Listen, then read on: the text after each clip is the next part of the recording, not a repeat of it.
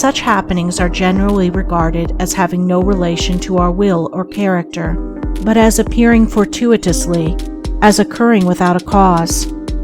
Thus one is spoken of as being lucky and another unlucky, the inference being that each has received something which he never earned, never caused. Deeper thought and a clearer insight into life convinces us, however, that nothing appears without a cause, that cause and effect are always related in perfect adjustment and harmony.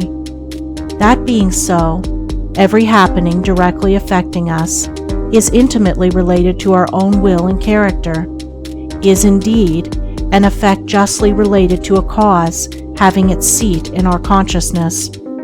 In a word, involuntary happenings of life are the results of our own thoughts and deeds.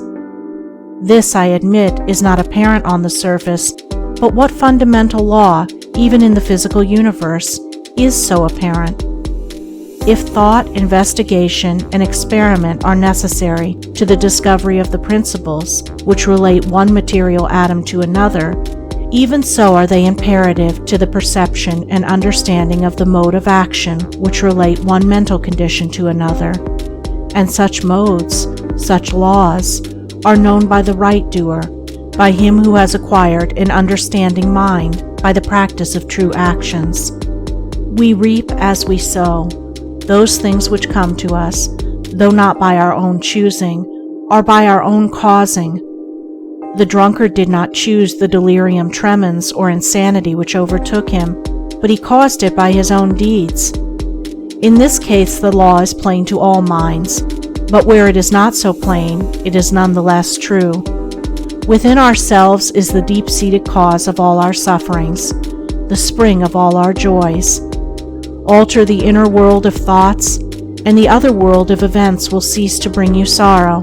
Make the heart pure, and to you all things will be pure, all occurrences happy and in true order. Within yourselves deliverance must be sought. Each man his prison makes. Each hath such lordship as the loftiest one's. Nay, for with powers above, around, below, as with all flesh and whatsoever lives, act maketh joy or woe. Our life is good or bad, enslaved or free, according to its causation in our thoughts. For out of these thoughts spring all our deeds, and from these deeds come equitable results. We cannot seize good results violently, like a thief, and claim and enjoy them, but we can bring them to pass by setting in motion the cause within ourselves. Men strive for money, sigh for happiness, and would gladly possess wisdom, yet fail to secure these things, while they see others to whom these blessings appear to come unbidden. The reason is that they have generated causes which prevent the fulfillment of their wishes and efforts. Each life is a perfectly woven network of causes and effects, of efforts or lack of efforts, and results, and good results can only be reached by initiating good efforts, good causes.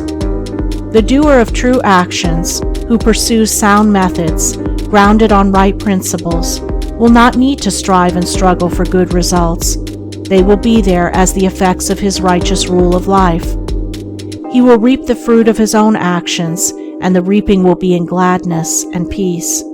This truth of sowing and reaping in the moral sphere is a simple one, yet men are slow to understand and accept it. We have been told by a wise one that the children of darkness are wiser in their day than the children of light.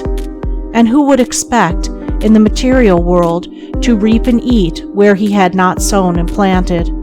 Or who would expect to reap wheat in the field where he had sown tares, and would fall to weeping and complaining if he did not?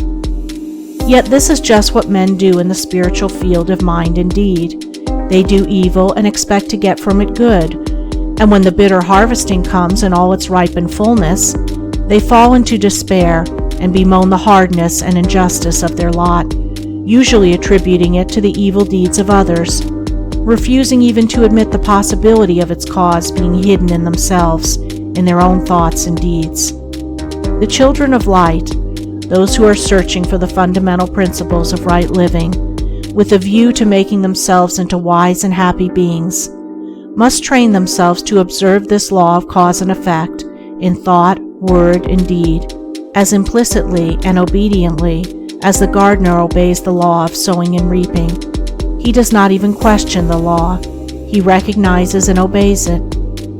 When the wisdom which he instinctively practices in his garden is practiced by men in the garden of their minds, when the law of the sowing of deeds is so fully recognized that it can no longer be doubted or questioned, then it will be just as faithfully followed by the sowing of those actions which will bring about a reaping of happiness and well-being for all.